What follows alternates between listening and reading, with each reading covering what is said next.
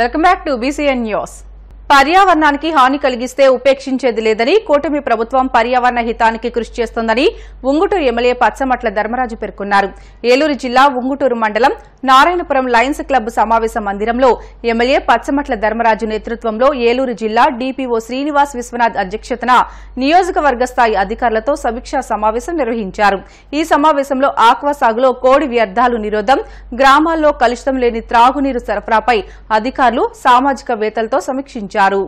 మనం పర్యావరణాన్ని కాపాడవలసిన బాధ్యత మన అందరిలో కూడా ఉంది. అలాగే మనకి ఈ ఆక్వాకల్చర్ గురించి అందరికీ రకరకాల అపోహలు ఉన్నాయి.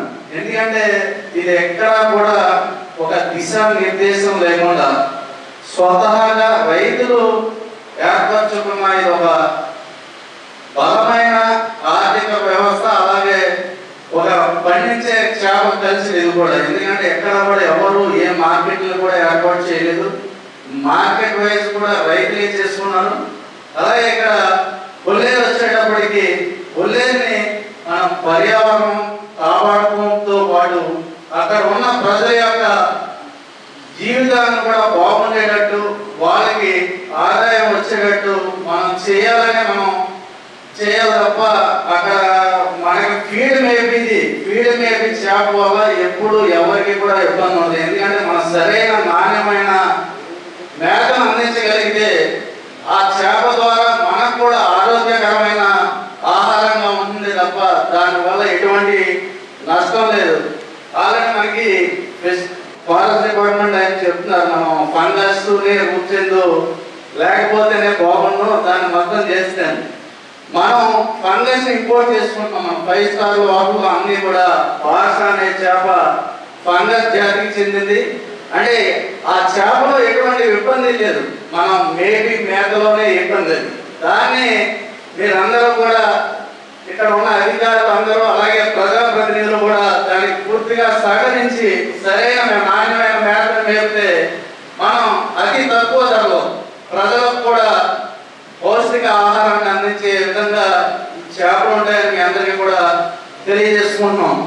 పర్యావరణ పరిరక్షణ అన్నది ఇటు ముఖ్యమంత్రి గారు కానీ ఉప ముఖ్యమంత్రి గారు కానీ టోటల్గా ప్రభుత్వానికి ఒక ముఖ్యమైనటువంటి ఎజెండా పాయింట్. సో ప్రభుత్వం దగ్గర ఉన్నటువంటి ముఖ్యమైన ఎజెండా పాయింట్ని ఆచరణ దిశగా ముందుకు వెళ్ళాలనుకుంటే అధికార యంత్రాంగం అంతా కూడా ఖచ్చితంగా ఈ అంశంలో భాగస్వామ్యం అవ్వాలని ఈరోజు ఈ ఉంగుటూరు మండలంలో ఈ నియోజకవర్గ స్థాయిలో ఈ మీటింగ్ ఏర్పాటు చేసుకోవడం జరిగింది. మరి పూర్తి సహాయ సహకారాలు కావాలన్నప్పుడు గౌరవ ఎమ్మెల్యే గారు కానీ మన అధ్యక్షులు చెప్పింది, సమాజహితమైన కార్యక్రమాలు చేయడానికి, ప్రకృతి పరిరక్షించే కార్యక్రమాలు చేసే విధంగా అధికార యంత్రాంగం ఉంటే మా వంతు పూర్తి సహాయ సహకారాలు మేము అందిస్తాము. కాకినాడలోని అన్నవరం సత్యవతీదేవి గవర్నమెంట్ బాలికల కళాశాల అభివృద్ధికి తన వంతు కృషి చేస్తానని కాకినాడ సిటీ ఎమ్మెల్యే వనమాడి కొండబాబు పేర్కొన్నారు. కళాశాల ప్రిన్సిపల్ మూర్తిరాజు అధ్యక్షతన ఇంటర్ విద్యార్థులకు ఎమ్మెల్యే నోటు పుస్తకాలను పంపిణీ చేశారు. ఈ సందర్భంగా ఆయన మాట్లాడుతూ గతంలో తాను అధికారంలో ఉన్నప్పుడు కళాశాలకు నూతనంగా బిల్డింగ్ ఏర్పాటు చేయడం జరిగిందని, రాబోయే కాలంలో కళాశాల అభివృద్ధికి తన వంతు కృషి చేయడం జరుగుతుందని పేర్కొన్నారు. చాలా సంతోషంగా ఉంది ఈరోజు నాకు, ఎందుకంటే గతంలో మన ఎమ్మెల్యేగా పనిచేసాం, మధ్యలో లేవు, మళ్ళీ ఇప్పుడు వచ్చాం అధికారంలోకి. ఆ రోజు మన కట్టిన బిల్డింగ్ దగ్గర ఈ రోజు కార్యక్రమం పెట్టుకున్నాం. మళ్ళీ చూడడానికి మేము అందరినీ చూస్తుంటే ఆనందంగా ఉందని కూడా సందర్భంగా తెలియజేస్తున్నా. అయితే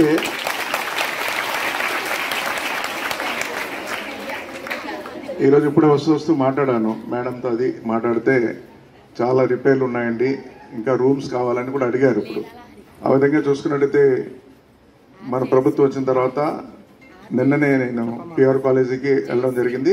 2వ కార్యక్రమం ఇది, మీ దగ్గరికి వచ్చాం. మీరందరూ కూడా ఎస్టిమేషన్స్ ఏమైనా తయారు చేసి ఉంటే మనకేమైతే రికవరీ ఏదవుతుందో మీరు అందరూ కూడా తయారు చేయండి, ప్రపోజల్స్ అన్ని తయారు చేయండి అమ్మా. రూమ్స్ కానీ ఇంకేదైనా వగరా అవన్నీ కూడా మనం చేసే బాధ్యత ఈ కొండబాబు తీసుకుంటాడని కూడా ఈ సందర్భంగా తెలియజేస్తాం. అదేవిధంగా చూసుకున్నట్టయితే మనకి ఉమెన్స్ కాలేజీ చాలా కాలేజీలు ఉన్నాయి మనకి జనరల్గా.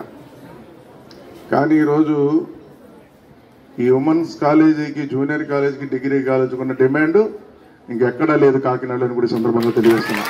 ఫెసిలిటీస్ లేవు కాబట్టి జాయిన్ చేసుకోలేకపోతున్నారు. ఇప్పుడే చెప్పారు మూర్తిరాజు గారు, 350 మంది కెపాసిటీ ఉంది మనకి, 530 మందిని జాయిన్ చేసుకున్నాం సార్ అని చెప్పాడు నేను వచ్చినప్పుడు. ఈ రోజున అంటే ఈ కాలేజీ పట్ల ఒక నమ్మకం, ఇక్కడ చదువులు బాగుంటాయి, అన్నీ బాగుంటాయని ఆలోచనతో అందరు ఇక్కడికి వస్తాను. నేనే చాలా మందిని పంపిస్తున్నాను. మూర్తిరాజు గారికి ఫోన్ చేస్తాను, డిగ్రీ కాలేజ్ ప్రిన్సిపల్ గారికి ఫోన్ చేస్తాను, సీట్ కావాలంటే సార్ ఇప్పటికే చాలా ఇబ్బందిగా ఉంది అని చెప్తూ ఉంటారు. అయినా నేను బలవంతంగా పంపిస్తూ ఉంటాను. కానీ ఈరోజు కొన్ని చోట్ల ఈ పరిస్థితి ఉండదు. ఎంతవరకు ఉందో అంతవరకు జాయిన్ చేసుకుంటారు, ఎందుకులే అనుకుంటారు. అలా అనుకోకుండా ఈ రోజున ఇక్కడ మీకు సహకరిస్తున్నటువంటి ప్రిన్సిపాల్ గారు, మూర్తిరాజు గారు కానీ, డిగ్రీ కాలేజ్ ప్రిన్సిపల్ గారిని మీ అందరి తరపున, అమ్మా నాన్న తరపున అభినందిస్తున్నాను కూడా సందర్భంగా తెలియజేస్తున్నా. ఎందుకంటే అభినందించవలసి వస్తుంది వాళ్ళని. జనరల్గా సీట్లు మనకు 350 కెపాసిటీ, ఇంకెక్కడ జాయిన్ చేసుకుంటాను అనుకుంటా జాయిన్ చేసుకోలేరు. ఇంకా అలా కాకుండా అందులోకి ఇక్కడ వచ్చి ఇదంతా కూడా చాలామంది పేద కుటుంబాలు కూడా ఉన్నాయి ఇక్కడ. నేను చూస్తాను, అందరిని ఎంక్వైరీ చేస్తే చాలా పేదవాళ్ళు కూడా ఉన్నారు. అందుకే ఈ కాలేజీని మనం చాలా డెవలప్ చేయాలి. ఈసారి చాలా డెవలప్ చేయాలి. ఇలాంటి కాలేజీ మన జిల్లాలో ఇది బ్రహ్మాండమైన కాలేజీగా మంచి పేరు తెచ్చుకున్న కాలేజీ ఇది ఒకటి అని కూడా సందర్భంగా తెలియజేస్తున్నాయి.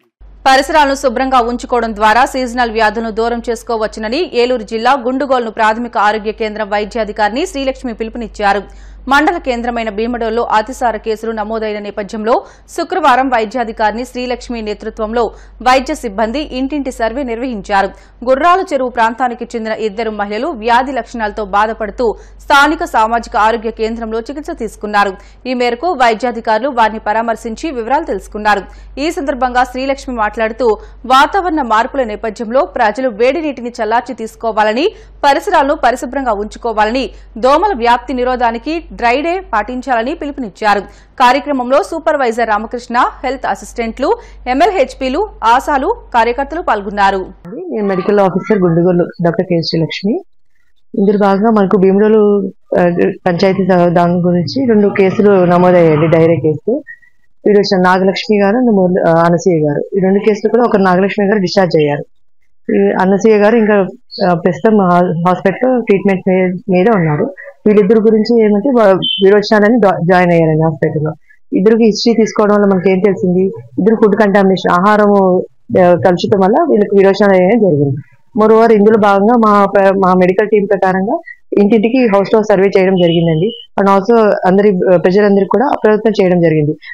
కాంచలాచి నీళ్ళు తీసుకోమని, అండ్ ఆల్సో మనకి ఏ రోజుకి ఆ రోజు ఫుడ్ తీసుకోవాలని, బయట ఫుడ్ తీసుకోవద్దని చెప్పారు. పంచాయతీ వారి సహకారంతో కూడా కంటామినేషన్ ఉన్న areas over head cleaning tanks అనేసి బ్లీచింగ్ పౌడర్ చల్లించడం జరిగింది. అనేసి ఊరందరూ కూడా మనకు టామ్ వేసి ఎక్కడ బయట క్లీనింగ్ స్టాల్స్, నాన్ వెజ్ ఇవన్నీ ఉండకుండా చేసేటట్టు మనకు టామ్ ద్వారా పంచాయతీ వారి సహకారంతో ఇది కూడా చేయడం జరిగింది. అండ్ ఆల్సో మెయిన్ మనకు జింక్ అండ్ ఓఆర్ఎస్ సప్లై చేయడం జరిగిందండి. ప్రతి ఇంటికి కూడా పిల్లవాడికి 2 ORS ప్యాకెట్లు, జింక్ టాబ్లెట్స్ 14 రోజులు 14 టాబ్లెట్లు ఇవ్వడం జరిగింది. సో ఇప్పుడు విరోచనాలు వచ్చినప్పుడు అవి వాడుకోమని ప్రజలందరికీ కొంచెం మనం అవగాహన కల్పించడం జరిగింది. అండ్ ఆల్సో మా హెల్త్ టీం అంతా కూడా ఇంటింటికి తిరిగి సర్వే చేసి ప్రస్తుతం అయితే ఎక్కడ కేసెస్ ఏమీ నమోదు అవ్వలేదండి. ఈ వర్షాకాలం ఈ 2 నెలలు మనము ఈ డయేరియా కేసులు అండ్ ఆల్సో డెంగ్యూ కేసులు వచ్చే ఛాన్సెస్ ఎక్కువ ప్రమాదం ఉంటుంది. కాబట్టి వర్షాకాలంలో కాంచాలచ్చే నీళ్లు, ఫుడ్ అండ్ అసలు డెంగ్యూ కేసులు రాకుండా ఉండాలంటే మెయిన్ గా మనము నిల్వ ఉన్న వాటర్ చుట్టుపక్కల ఇంటి పరిసరాలు శుభ్రంగా ఉంచుకోవాలి. నిలువ ఉన్న వాటర్ లేకుండా చూసుకోవాలి. అందువల్ల మనకు అప్పుడు డెంగ్యూ లార్వాలు ఉండకపోవడం, మనకు డెంగ్యూ జ్వరాలు కూడా రాకపోవడానికి అవకాశం ఉంటుంది. ప్రజలకు చట్టాలపై అవగాహన కల్పించేందుకు మండల న్యాయ అధికార సంస్థ ఆధ్వర్యంలో న్యాయ విజ్ఞాన సదస్సులు నిర్వహిస్తున్నామని 7వ అదనపు జిల్లా జడ్జ్ పర్వీన్ సుల్తాన్ బేగం తెలిపారు. తిరుపతి జిల్లా గూడూరు పట్టణంలోని పాత బస్టాండ్ సెంటర్ టవర్ క్లాక్ కేంద్రం వద్ద న్యాయ విజ్ఞాన సదస్సు నిర్వహించారు.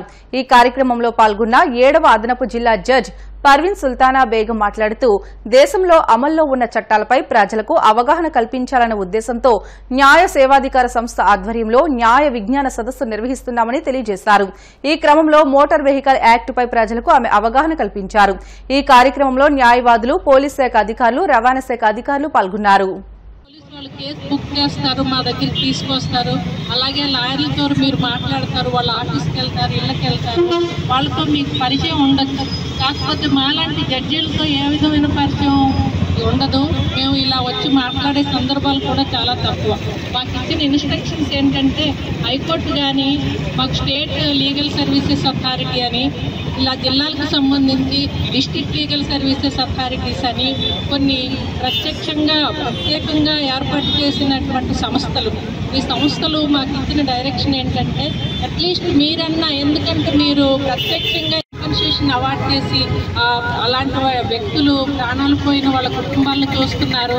అలాగే కాళ్ళు చేతులు తల పగిలి అలా ఎంతోమంది గాయాలతో మా దగ్గరికి వచ్చిన వాళ్ళని మేము ప్రత్యక్షంగా చేసి వాళ్ళ కేసులు డిసైడ్ చేస్తున్నాం.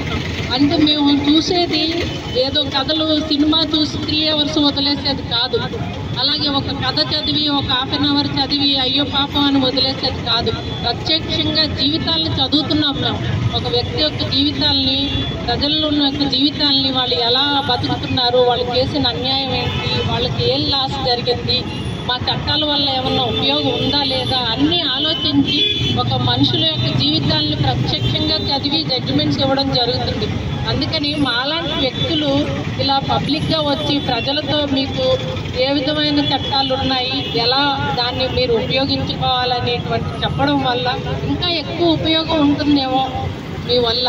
మీరు చెప్పిన విషయాలు ఒక 10 మంది అన్నా విని వాళ్ళు ఇంకో 10 మందికి చెప్పి, ఆ 20 మంది ఇంకో 20 మందికి చెప్పి అలా ప్రజల్లోకి ఆ నష్టాలను తీసుకుని వెళ్ళి కొంతవరకు ఈ వచ్చినటువంటి మోటార్ వెహికల్స్ యాక్ట్ ముందు అది ఏదో కొత్తగా పెట్టిన చట్టం కాదు, మేము ఇప్పుడు వచ్చాం కాబట్టి ఈ చట్టం కొత్తగా వచ్చింది అనుకోవద్దు. వార్తలు ముగించే ముందు ముఖ్యాంశాలు మరొకసారి. గుంటూరు జిల్లా కొలనుకొండలో సీఎం చంద్రబాబు విస్తృత పర్యటన, మంచి చేయాలనుకునే వారికి ఇక స్పీడ్ బ్రేకర్లు ఉండవంటూ వ్యాఖ్య.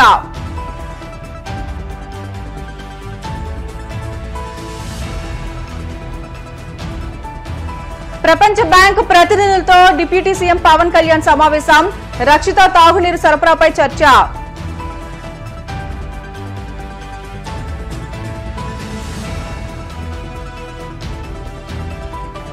ఇచ్చిన మాటను నిలబెట్టుకుంటున్నామన్న మంత్రి నిమ్మల రామానాయుడు, తల్లికి వందనం, ఉచిత ఇసుకపై వైసీపీ కావాలనే దుష్ప్రచారం చేస్తుందని ఆగ్రహం.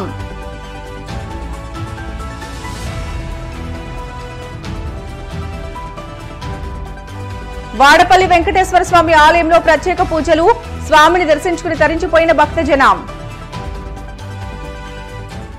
ఇవి ఇప్పటివరకు బులెటిన్లోని అప్డేట్స్. మరిన్ని వార్తల కోసం BCN digital YouTube channel, Facebook పేజీని ఫాలో అవ్వండి. అప్డేట్ వార్తల కోసం ప్లీజ్ డూ సబ్స్క్రైబ్.